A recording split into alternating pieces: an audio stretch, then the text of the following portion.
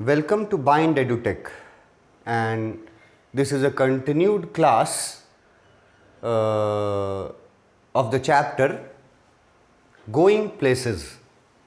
हमने previous video में opening scene इस कहानी का हम लोग पढ़ रहे थे।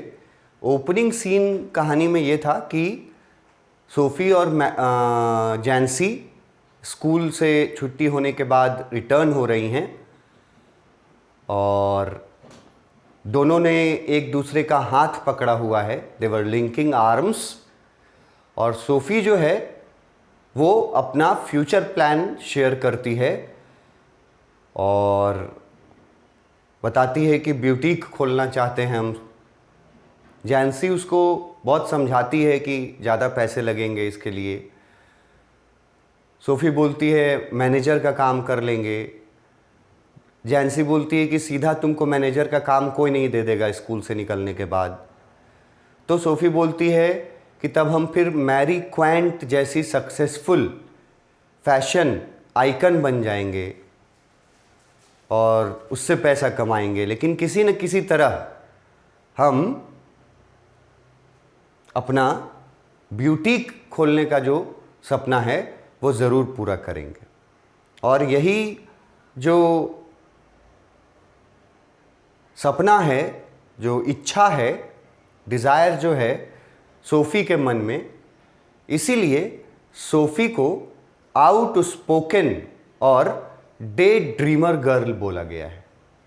ठीक है, वो और बातचीत अभी चल रहा है इन लोगों में, सोफ़ी और जैंसी में। ये लोग वापस आ रहे हैं। सोफ़ी मैरी क्वेंट का एग्जाम्पल दे करके बोलती है कि मैं मैरी क्वेंट जैसी सक्सेसफुल फेमस फैशन आइकन बन जाऊंगी तो उससे फिर पैसे कमाऊंगी और फिर अपना ब्यूटीक खोलूंगी। कंटिन्यू है सोफ़ी का ही sentence. They will see it from the start. बोलती है कि मैं शुरुआत से ही अपना टैलेंट जो है वो मैं शुरुआत से ही दिखा दूंगी और मैं ज़रूर सक्सेसफुल होंगी उसमें। दे will see it from the start, कि बिगिनिंग से ही मैं अपना टैलेंट दिखाऊंगी फैशन आइकन बनने का। और ये सेंटेंस बोलती है ब्यूटीक जो वो खोलना चाहती थी। अब उसके बारे में ये एक सेंटेंस है जो बहुत इम्पॉर्टेंट है। ब्यूटीक खोलना तो वो चाहती थी, मगर ऐसा वैसा ब्यूटीक नहीं खोलना चाहती थी। ये देखो कैसा ब्यूटीक खोलना चाहती थी। वो बोलती है I will have the most amazing shop this city has ever seen. Most amazing shop मतलब most amazing boutique this city has ever seen. Boutique खोलने का जो उसका डे ड्रीम है वो भी ऐसा वैसा ब्यूटीक नहीं खोलना चाहती है, काम चलाओ नहीं। क्लियरली बोल रही है कि मोस्ट अमेजिंग ब्यूटीक, ऐसा जैसा शहर में किसी ने देखा नहीं है। मोस्ट अमेजिंग शॉप, ये मैं मोस्ट अमेजिंग ब्यूटीक ये मैं खोलूंगी। ये बातचीत में बोलती है सोफ़ी। ये फर्स्ट जो बातचीत था उसका फर्स्ट पार्ट था। सोफ़ी और जैंसी स्कूल से घर आ रहे थे तो उनमें क्या क्या बातें हो रही थी, ये फर्स्ट पार्ट था। ये जो टेक्स्ट का पार्ट था यहाँ तक। इसके बाद इसका पॉइंट वाइज एक्सप्लेनेशन भी यहाँ हम तुम लोग के लिए दे दिए हैं, जो पीडीएफ में भी मिल जाएगा। और थोड़ा बहुत यहाँ से भी तुम लोग देख लो कि इसको कैसे एक्सप्लेन किया गया है इस पोर्शन को। लिखता है the story begins with a conversation between two teenage girls. ये कहानी शुरू होती है दो टीन एज गर्ल्स के कन्वर्सेशन के साथ। कन्वर्सेशन मतलब बातचीत के साथ। और दो टीन एज गर्ल्स कौन कौन हैं वो आप जानते हैं, इससे ये स्टोरी शुरू होती है। उसके बाद नेक्स्ट पॉइंट में लिखा है कि Sophie lives in the world of imagination. Sophie जो है वो कल्पनाओं की दुनिया में रहती है, रियल लाइफ में नहीं रहती है Sophie. While whereas Jancy is totally opposite to her, जबकि उसी की क्लासमेट और उसी की दोस्त जैंसी जो है वो उसके बिल्कुल अपोजिट है, सोफी के बिल्कुल अपोजिट है, ये बता रहा है। सोफी इमेजिन करती है कि वो स्कूल से निकलने के बाद एक अपना ब्यूटीक खोलेगी, ओनिंग अ ब्यूटीक वन डे। स्कूल से निकलने के बाद वो बताती है कि मैं एक अपना ब्यूटीक खोलूंगी। और अब हम लोग इसमें ये ऐड करके बोल सकते हैं कि सोफी का कहना था कि मैं इस शहर का सबसे शानदार ब्यूटीक खोलूंगी, most amazing boutique in the city, सबसे शानदार ब्यूटीक खोलूंगी जैसा ब्यूटीक इस शहर के लोगों ने आज तक देखा नहीं है। वो बोलती है कि ब्यूटीक खोलूंगी, a place where she can sell fashionable clothes etcetera. Jancy उसको वार्न करती है, it requires a lot of money to open a boutique, कि ब्यूटीक खोलने के लिए बहुत सारे पैसों की ज़रूरत होती है जो हमारे पहुंच से बाहर है। और वो जैंसी सोफी को और भी बताती है, it will take her a long time to save that much amount, कि जितना अमाउंट चाहिए वो अमाउंट सेव करने में लंबा समय लगेगा। ये भी हम लोगों ने पढ़ा था अभी टेक्स्ट में। सोफी क्या रिप्लाई देती है, that she will work as a manager, जो हमने टेक्स्ट बुक में पढ़ा कि वो मैनेजर के पोस्ट से शुरू करेगी और सेव करेगी उतना पैसा काम करके जितना ब्यूटीक खोलने के लिए चाहिए। तो मैनेजर के पोस्ट से शुरू करेगी और उतना पैसा कमाएगी, सेव करेगी जितना ब्यूटीक के लिए चाहिए। ये सोफी का डे ड्रीमिंग था। जैंसी उसको इंटरप्ट करती है, जैंसी उसको रोकती है और बोलती है, nobody will hire her straight up to the managerial post. ये भी हम लोगों ने पढ़ा कि जैंसी उसको बोलती है कि देखो, स्कूल से निकलने के बाद सीधा सीधा मैनेजरियल पोस्ट पर, मतलब मैनेजर के पोस्ट पर कोई तुमको नौकरी नहीं देगा। यह सुन करके सोफी चेंजेस हर प्लान। सोफी मैनेजर बनने का प्लान छोड़ देती है अब, और क्या बोलती है, and decides to be at fashion icon like Mary Quant. और बोलती है कि ठीक है, रहने दो, अगर मैनेजर का पोस्ट हमको नहीं मिलेगा तो हम मैरी क्वांट जैसी सक्सेसफुल फैशन आइकन बन जाएंगे। ठीक है, उससे पैसे कमाएंगे और पैसे कमाने के बाद शहर का सबसे शानदार ब्यूटीक खोलेंगे। She also adds that she will have the best boutique shop that no one has ever seen in the city.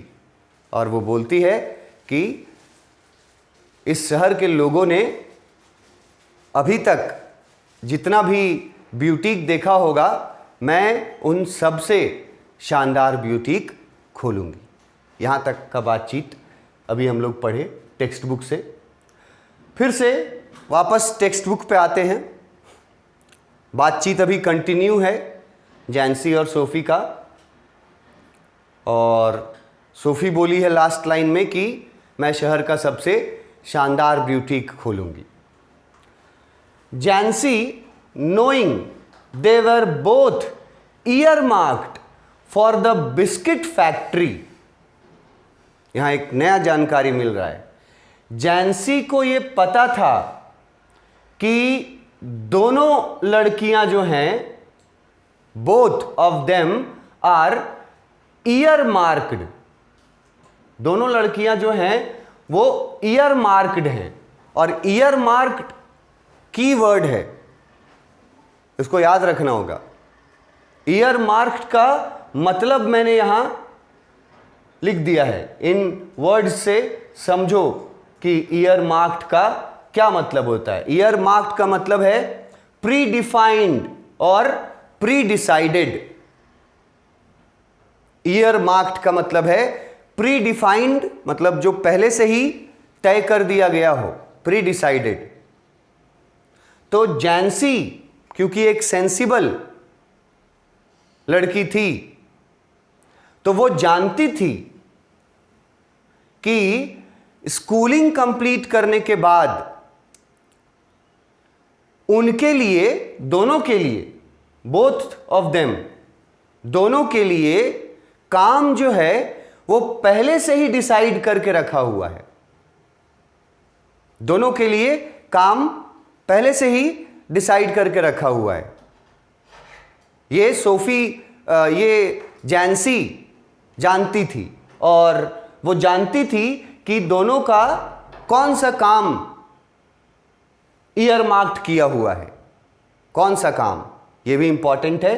For the biscuit factory, मतलब कि ये पहले से ही तय किया हुआ था, डिफाइंड था कि दोनों लड़कियों को स्कूल से निकलने के बाद बिस्किट फैक्ट्री में काम करना है। जैंसी ये बात समझती थी,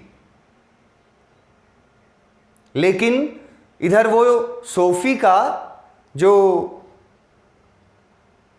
अनरियलिस्टिक ड्रीम्स सुन रही थी कि ब्यूटी खोलेंगे, मैनेजर बन जाएंगे और मैरी क्वांट जैसी सक्सेसफुल फैशन आइकन बन जाएंगे, इधर बात सुन रही थी सोफी का। जबकि दूसरी तरफ जैंसी को अच्छे से मालूम था कि दोनों लड़कियों का पहले से ही डिसाइडेड काम है कि उनको स्कूल छोड़ने के बाद बिस्किट फैक्ट्री में काम करना है। और सोफी के बड़े बड़े सपने और रियलिटी को, दोनों को कंपेयर करके जैंसी जो है बिकेम मेलैंकली। देखो, मेलैंकली टफ वर्ड है, टेक्स्ट बुक में दिया है मेलैंकली, बिकेम मेलैंकली, लेकिन इसका बहुत इजी मतलब है सैडनेस, दुख, दुखी हो जाना। जैंसी, क्वेश्चन पूछ दिया कि जैंसी जब सोफी से बातचीत कर रही थी और सोफी जब उसको अपना फ्यूचर प्लान्स बताती है, तो जैंसी कैसा फील करती है और क्यों।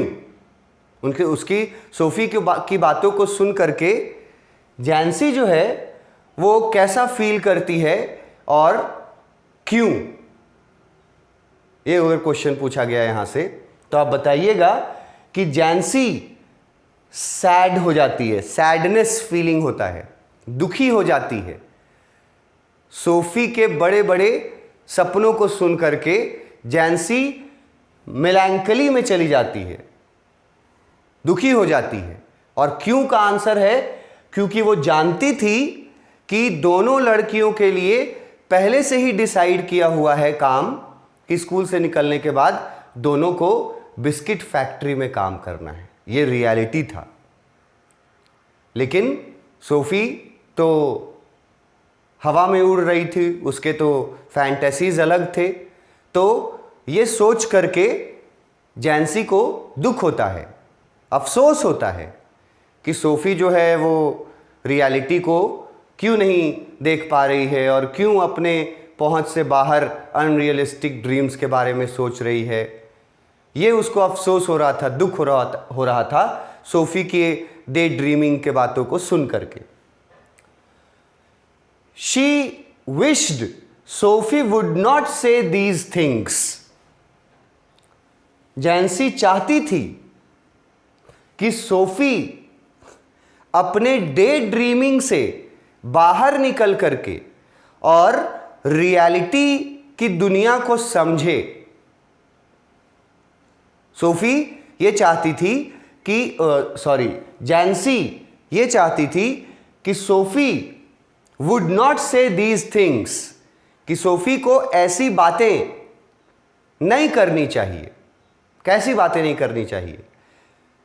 वो जो हवाई सपने बना रही थी कि हम शहर का सबसे शानदार ब्यूटीक खोलेंगे, वो जो सोच रही थी कि मैनेजर बनेंगे, वो जो सोच रही थी कि मैरी क्वेंट जैसी सक्सेसफुल आइकन, फैशन आइकन बनेंगे, ये सारी बातें सोफी को नहीं बोलनी चाहिए। सोफी वुड नॉट से दीज थिंग्स। जैंसी ये चाहती थी कि सोफी अपने ड्रीमी वर्ल्ड से बाहर निकल करके रियल वर्ल्ड में आए। सोफी के बारे में जैंसी एक वेल विशर थी। वेल विशर समझते हो? शुभचिंतक। सोफी का भलाई चाहती थी वो, और वो जानती थी जैंसी कि सोफी जो हवा महल बना रही है वो लास्ट में टूटना ही है, पॉसिबल नहीं है। तो लास्ट में जब वो टूटेगा तो सोफी को कितना डिसअपॉइंटमेंट होगा, सोफी जो है वो कितना माइजरीज झेलेगी, दुख झेलेगी, ब्रोकन ड्रीम्स का। ये सोच करके जैंसी को अफसोस हो रहा है कि सोफी को ऐसी बातें, ऐसे सपने नहीं देखने चाहिए, रियलिटी में आना चाहिए कि स्कूल छोड़ने के बाद कहाँ काम करना तय है? बिस्किट फैक्ट्री में काम करना तय है। When they reached Sophie's street, अब वो लोग चलते चलते उस गली में पहुंच चुके हैं जिस गली में सोफी का घर था। When they reached Sophie's street, वो लोग जब सोफी के गली में पहुंचे, सोफी के घर जिस गली में था वहां पहुंचे, जैंसी सेड, तो जैंसी ने एक बार फिर से प्रयास किया सोफी को समझाने का। फिर से प्रयास किया। क्या बोली Jancy? It is only a few months away now. ये देखो जैंसी का ये स्टेटमेंट बहुत इंपॉर्टेंट है। जैंसी और सोफी जब चलते चलते सोफी के घर वाले स्ट्रीट में आ गए, तब जैंसी जो है वो फिर से उसको समझिए एक आखिरी बार समझाना चाहती है, और उसके ये वर्ड्स हैं, very important to remember. It's only a few months away now Sophie. Few months मतलब कुछ महीने। सोफी को बोलती है कि सोफी अब हमारे स्कूल में, हमारे स्कूलिंग में बस कुछ महीने बचे हुए हैं। यहां से पता चलता है कि कुछ महीनों के बाद उनका स्कूलिंग कंप्लीट होने वाला था। जैंसी समझाती है that it is only a few months away now, कि देखो सोफी अब हम लोगों का स्कूल बस कुछ महीने और बचे हैं कंप्लीट होने में। Soph, you really should be sensible. और वो बोलती है कि सोफी अब तुमको थोड़ा सेंसिबल होना चाहिए। जैंसी बोल रही है सोफी को कि देखो सोफी, तुम जो ये हवाई सपने देख रही हो कि स्कूल से निकलने के बाद ये करेंगे, ये बनेंगे, वो बनेंगे, ये सब पॉसिबल नहीं है। ये तय किया हुआ है कि स्कूल से निकलने के बाद हम लोगों को बिस्किट फैक्ट्री में काम करना है, और स्कूल से निकलने में अब बस कुछ ही महीने बाकी हैं। तो जैंसी सोफी को क्या होने का सलाह देती है? सेंसिबल होने का। सेंसिबल होने का सलाह देती है कि जो सोफी, अब तो तुम कुछ समझदार हो जाओ, अब तुमको ऐसे डे ड्रीम्स नहीं देखने चाहिए, अब कुछ समझदारी तुम में आनी चाहिए और तुमको रियलिटी को समझना चाहिए। ये एक कोशिश है जो जैंसी करती है सोफी को समझाने का। इसके पहले भी कोशिश की थी ऊपर, अभी भी कोशिश कर रही है और बोल रही है कि अब तुमको क्या हो जाना चाहिए, समझदार बनना चाहिए, क्योंकि स्कूल छोड़ने में अब सिर्फ कुछ महीने ही बाकी हैं। और आगे जैंसी सोफी को और आगे कुछ बोलती है, they don't pay well for shop work, they don't pay well for shop work. मतलब वो मैनेजर का काम जो करना चाहती थी सोफी स्कूल से निकलने के बाद, जो बोली थी कि मैं मैनेजर बन जाऊंगी, उसके बारे में जैंसी यहां बोलती है कि वैसे भी दुकान में काम करने से, शॉप में काम करने से दे डोंट पे वेल, कि तुम अगर किसी दुकान में काम भी करने लगोगी ना तो भी तुमको इतना पेमेंट नहीं मिलेगा जिसमें से तुम उतने पैसे सेव कर पाओ ब्यूटी खोलने लायक। तो लिखा हुआ है कि they don't pay well for shop work, समझा रही है कि तुम जो सोच रही हो कि मैनेजर बन जाएंगे किसी दुकान में, तो वहां तुमको उतना पैसा नहीं मिलेगा जितना में तुम सेव कर पाओ। You know that. और जैंसी आगे बोलती है, you know that your dad would never allow it. और ये एक बड़ा रीजन और बताती है जैंसी कि सोफी, तुम जानती हो कि तुम्हारे डैड तुमको किसी दुकान में काम करने का परमिशन नहीं देंगे। इतना दूर तक सोफी जो है, जैंसी जो है वो समझाने का कोशिश कर रही है सोफी को।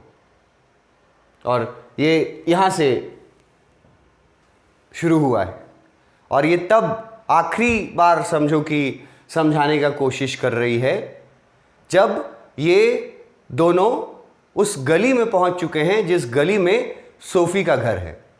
जैंसी का घर उसके आगे होगा, तो पहले सोफी का घर आना था।